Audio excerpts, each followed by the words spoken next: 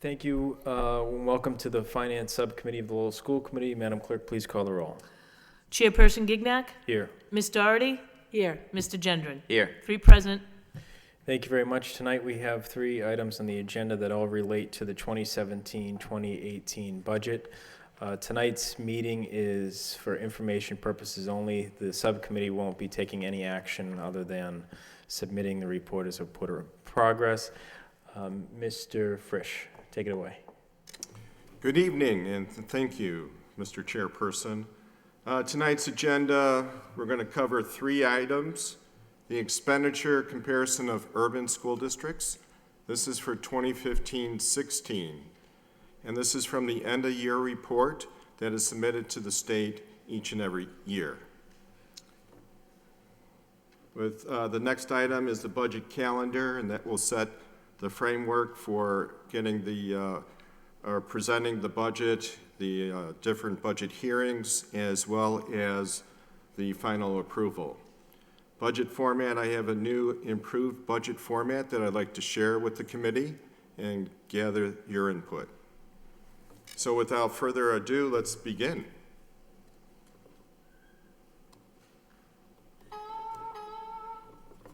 Oh.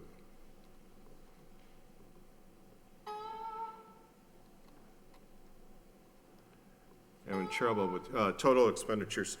Again, this graph is for 2015-16, the total expenditures per pupil. Now this is a combination of expenses for the school department plus the city, both in-district and out-of-district expenditures. And we're comparing Lowell Public Schools against other urban school districts. You'll notice here that Lowell is spending $14,400 per student.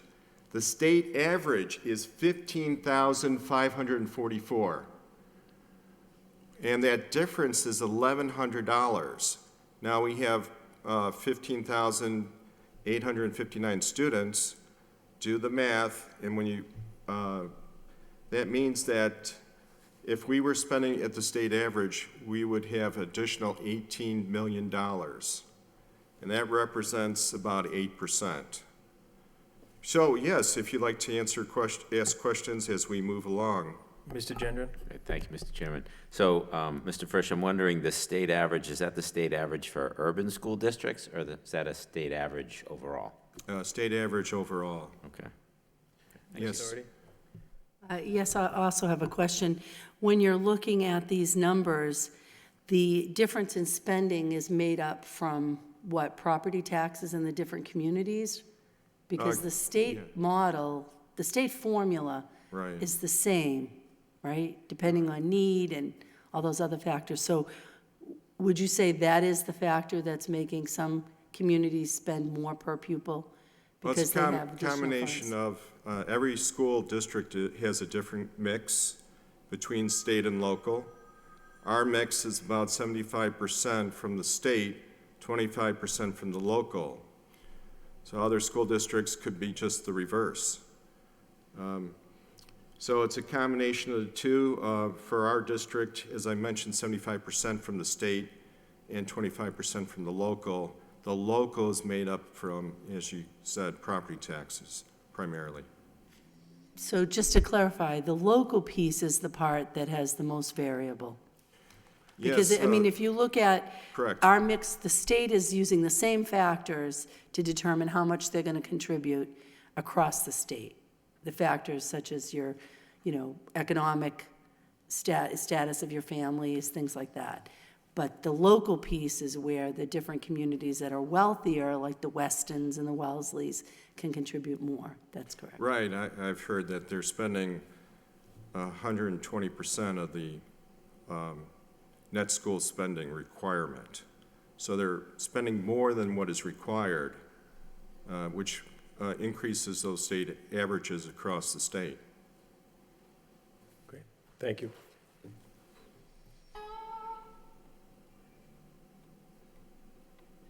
Administrative expenses per pupil. There you can see, when we compare ourselves to other urban school districts, Lowell is third from the bottom, and we're spending $438 per pupil in 2015-16 as compared to the state average of $550. It's interesting that we are outspent by a host of other urban school districts: Boston, Springfield, Brockton, Holyoke, Chelsea, Lawrence, Lynn, to name a few. I just want to follow up. When you use the word administrative expenses, what do you mean by that? Administrative expenses, great question. It's a combination, it's a summation of the school committee superintendent function, the assistant superintendent, other district-wide administration, business and finance, human resources, legal service, and legal settlements, Leadership doesn't count. as well as district-wide. There's a handout. I see. It's, so the combination of those functions, both salaries and non-salary expenses, make up the total expense, and then you divide it by the number of pupils. Thank you, Mr. Frisch. Just a quick question related to the administrative expenses. In the area of function code 1230, other district-wide administration, I know we have a number of district-wide coordinators. Would they fall into this category? I know there's an expense of 0, so I assume they fall under instructional leadership? Yes. Okay. They're under the category of instructional Right. coordinators? Okay. Okay, thank you. Mm-hmm.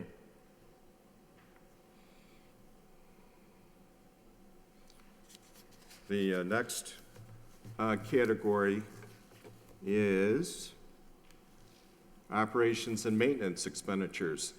Again, I want to underline that the expenses are both the city expenses as well as the school department expenditures.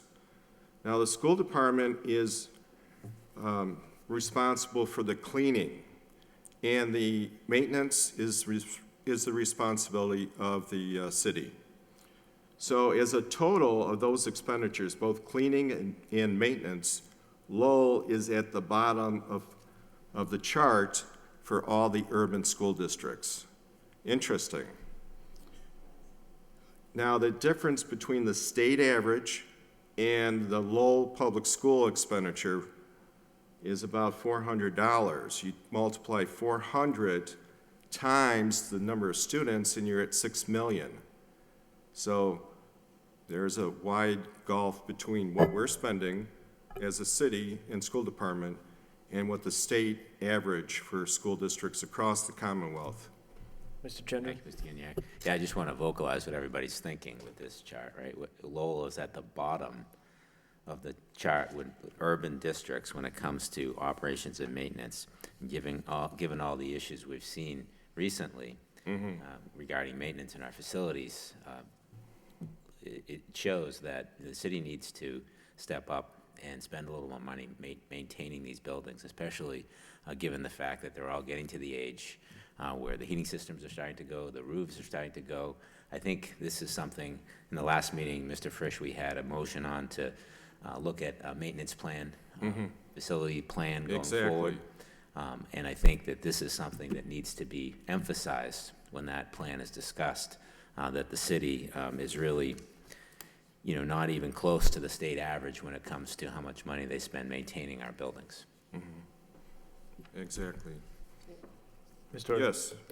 I'd like to just add to that, it's not only not close to the state average, but we are well behind cities like Lawrence, Brockton, Chelsea.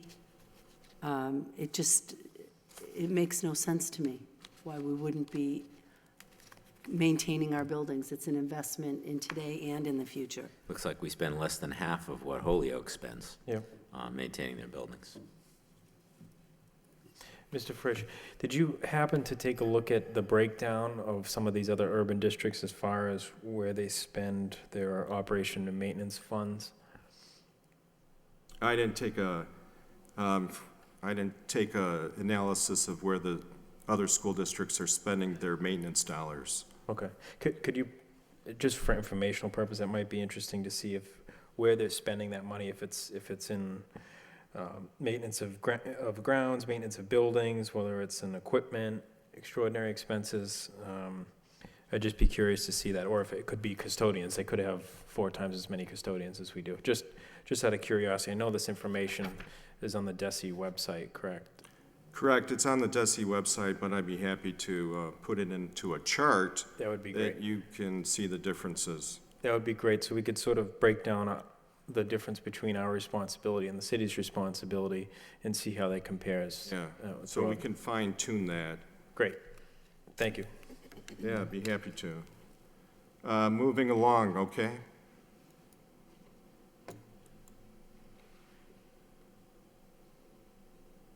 Professional development. Professional development, as you know, is one of the key factors in driving school improvement. Lowell Public Schools is spending near the bottom of comparable urban school districts. Again, the state average is about $200, $207, and the Lowell Public Schools are spending, if I can read that, $81 per pupil. Again, this is 2015-16 data. I do know that in 2016-17, we did add $50,000 to this professional development line item, but again, that's still not going to close the gap. Quick question, Mr. Frisch. I noticed under the professional development totals, we're only reporting on professional development costs, and there's nothing reported for professional development leaders. Wouldn't the Teachers Academy leadership count in that area?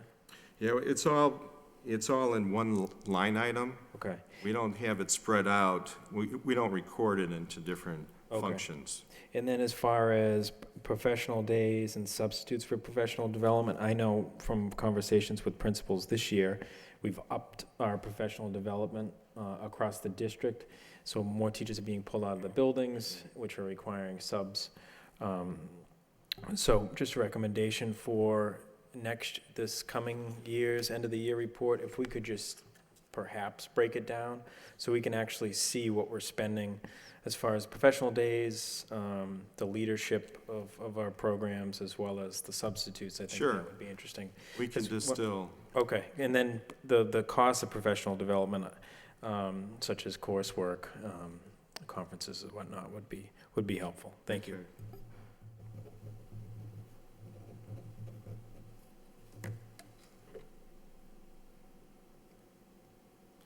Okay, now on this graph, this is the number of pupils that we have, number of students per teacher. So as an example, this includes all teachers, not just classroom teachers, but special ed teachers, L teachers, as well as our resource teachers. So normal class size is anywhere from 20 to 27-ish. You can see these are much lower at 13.8. That's because of the additional, of all the teachers that support the classroom teacher. Now, we appear to be near the average for this category. Mr. Gendron? You say we appear to be near the average, but I don't see an average on here. Right, there was no average. So you're just kind of I'm at the average of the urban school districts. kind of in the middle of this pack. Middle of this pack, But we correct. don't know what the state average is on students per teacher. I'm going to see if I can calculate that. I'm not sure if I can Be good calculate that. information to have. The data wasn't provided for that, but let me see what I can put together. Because I'm guessing that in some of the suburban districts, it's probably lower. Probably. So it'd be good to see where we stand with regard to the state average there. Thanks. Now, in this particular category, we exceed the state average. The state average is, it's not on here, but it's about $400. $467 to be exact. And one of the reasons is we received some grant funds that supplement this line item. So we're doing better than our pack of urban school districts. And this is an area where we often, at the end of the year, make one-time purchases, rather large one-time purchases, such as we did with the technology last Right. year. We did spend about $1 million at the end of the year for technology, so that would have been counted into this category. Okay. Mr. Gendron? Mr. Frisch, I don't think you have it, but I believe, I've looked at these numbers before with regard to performance, student performance, test scores and so forth among urban school districts. And generally, I think we're pretty high in this urban school district, if not the highest urban school district in Massachusetts, which leads me to believe that we're getting pretty good value for our dollar. We're lower in spend in a lot of these areas than other urban school districts, but yet our scores are higher. So, Right. So that's great. That is good news, right. But that doesn't mean we should lag in spending, right? That doesn't say, oh yeah, we don't need it. I think we want to strive to be the best we can be, have the best facilities we can have, do the best professional development. So that all means, equitable funding of those things. But it is great news that we score well in this group, yet our spending is lower. We're very efficient with the dollars that are given to us by the state and the city. Ms. Doherty? Thank you. Just a comment. I think it's very interesting to look at this, and I think the further breakdown that my colleague mentioned with the professional development would also be useful. But I think it can also be misleading. Like the one with the number of students per teacher, like we look like we're in the middle of the pack, but I know, at least with our ESL teachers, we have we need way more ESL teachers and tutors because we have so many children coming into the district where English is their second language. And so you might put them all group them all in together, and it looks like we're doing pretty well, but there's a real need in specific areas that I don't think this chart is alluding to. But I think the idea of being one of the lower spending urban districts with the higher scores is something to, be very proud of. But I think we also have to look at those areas where we are lacking, like maintenance and maybe the ESL teachers, and see how we can get the resources we need to beef up those areas too. No, that's a great point, and professional development as well. So this is very interesting information. Wanted to share this with you as we embark upon our budget process coming for the 2018-19 school year. And with that, let's talk about what a segue, what a transition. You might think I'm a newscaster on this one. We're bleeding right into the budget calendar for 2018-19. Typically, in the last 2 years that I've been here, we received right around February 1st a funding commitment from the city. And then I got some help from Jerry Nutter with a budget calendar for presentation, hearings, and the final approval. This pretty much is very close to what we did last year. If you remember, May 17th was the date of our final budget approval, so this moves it up one day. So it's pretty consistent with what we've done in the past. You may want to have 3 public hearings, you may want to just have 2. It's really up to the school committee. But this is a good target, and then obviously this is food for discussion at our school committee meeting when we have the new committee members seated. Great. Thank you.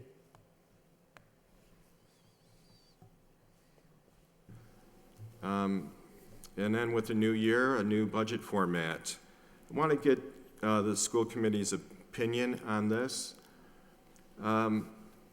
Especially trying to seek more transparency and clarity with the budget process and the budget format. As you know, this is looking at the special education instruction for non-personnel. One of the large categories is out-of-district tuition. That tuition is comprised of a couple different buckets. The general fund and then the circuit breaker revolving fund. So together, that makes up the total budget. So I've added 3 columns to this budget format. I've added the general fund, the revolving fund, and the grant fund. Now, those are the typical sources that we allocate dollars to, and then the sum of those 3 columns will equal the total budget. So in this example, I have outlined the out-of-district tuition, and it's coming from 2 areas, general fund of $6.6 million and the revolving fund of $4.8. Together, that totals the 11.5. So you can see where the money is coming from. Now, I'd like to ask the school committee,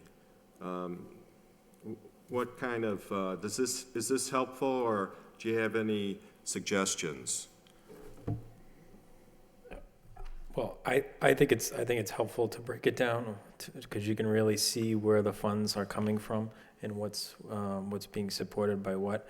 And it also sort of mirrors your DESE end-of-year report, which I think is helpful in being able to actually do a comparison to other districts. Because every other public school district needs to file an end-of-the-year report. Correct. And every district has a different budget format. So if you were to collect different budgets from, say, Chelmsford, Lawrence, Boston, Somerville, you're going to be looking at 4 different budget documents designed in different manners.